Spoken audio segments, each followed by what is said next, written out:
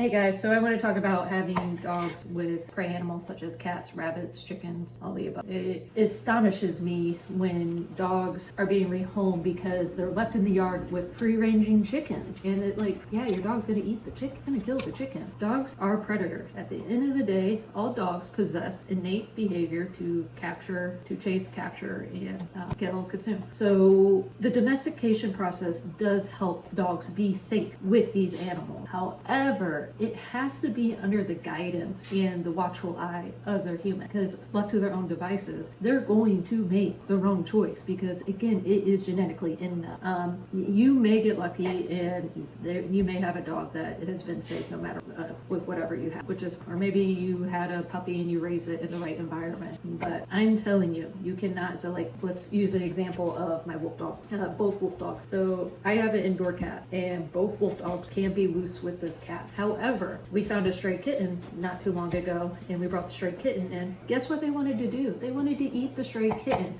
because that cat was not part of the pack. So like, at the end of the day, the environment can also dictate if the dog is going to harm an animal or not. So in this video, I have Layla. Layla is a lab that was rescued recently and their owners have a cat. Judging by Layla's body structure, head structure, and everything, my guess she kind of comes from working lines, like so retrieving labs, hunt trials, all that good stuff, field trials. So they have a cat. And what we need to do is get Layla to the point that she can be with the cat under human guidance. Leaving the dog loose just with the cat is probably a very, very bad idea. She wasn't raised with the cat, so as a puppy, she was not imprinted.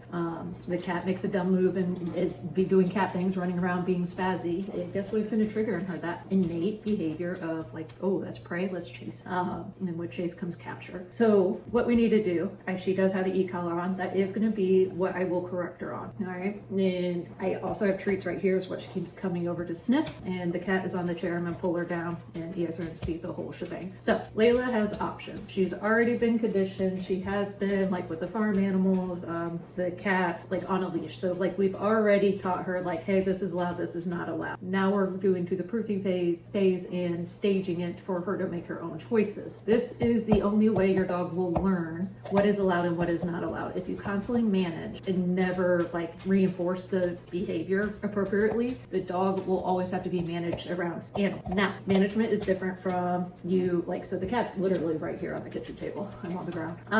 Management is like you keep them separated, you keep a door, or you have a cat baby gate, or things of that sort. That is management. The dog will never learn to coexist with the cat that way. Now, yes, it is a form of management that the dog and cat can only be together when I'm around or when their handler is around. They cannot be together when I am no longer in this area, right? Because that would be too much for me to expect Layla right now, especially in the very, like we're still learning, right? We're just at the proofing stage. That would be too much for me to expect Layla to make good choices and override what her innate behavior is. So, long story short, I'm going to reinforce accordingly based off what she does. I am not going to manage it. I do have a very dog savvy cat. That's another thing. Dog savvy cats are a godsend. That means they're not running away. They're not causing a scene. Like they're really great for these type of lessons. Now, normal cats that have not been raised with dogs, same thing with the dogs. Like, what do they want to do? They want to run because again, they know that's a predator. So, oh, she just laid down. So I'm going to reward. So based off her choices, I'm either going to reward or correct. I have the e-collar. Now let's talk about rewarding and correcting. So I want to make a big deal either way, just so I don't have to repeat this every 2 seconds. So her correction will be a harsh correction because I wanted to hit home and not have to repeat this every time she sees the cat. Her reward style will be a huge reward. So maybe it's like, okay, we go on a walk. Like I am going to reward with treats just for video purposes, but like maybe if we were just doing this without the video, I would be like, okay, we can leave and like go play fetch or something. Like I want to reward and make this a big deal and like, hey, it's not something you have to worry about. Now, also the key to success will be giving Layla that outlet, appropriate outlet that fulfills that desire to want to chase the small animal. That would be through fetch, tug, whatever game she likes. For her, we've been trying to, she prefers tug, but her owners are older, so we've been doing fetch, but we've been getting creative through a play style with that. That's for another video. So what I'm gonna do is grab Willow, I'm gonna put her out, and we'll see what we got. Put my e-collar and my treats right there. I got Willow right here. I'm gonna try to keep her here just for, again, video purposes.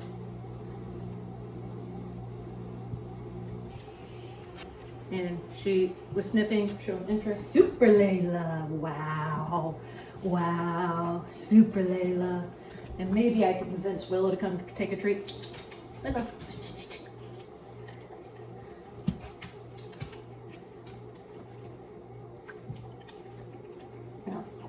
So Willow's already picked up on the vibe of this dog, right? She's not, usually she's all over treats that I'm giving. She's like, look how pretty I am. Oh, Lord. Anyways, I'm making this a big deal for Layla. She loves treats, so I'm gonna use that to my advantage right now. Again, if I wasn't videoing, I would probably do something else. However, we're gonna use treats for video purposes. So Willow's walking to the left of the screen.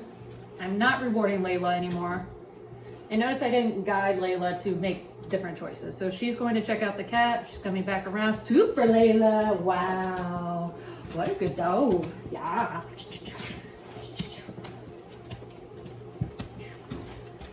Now, you'd be like, oh, this is successful. Again, this is more of the proofing stage we're at with her. I do need for this to have a correction though, to make sure it's solid, like in her head. So there she went to go see where the cat was and came back for treats. Super Layla.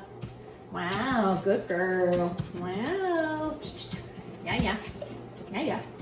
So I do have to set this up though, where she will fail so she understands that chasing and grabbing the cat is a no-go. However, I'm not going to do it now. She made appropriate choices, so we're going to call it.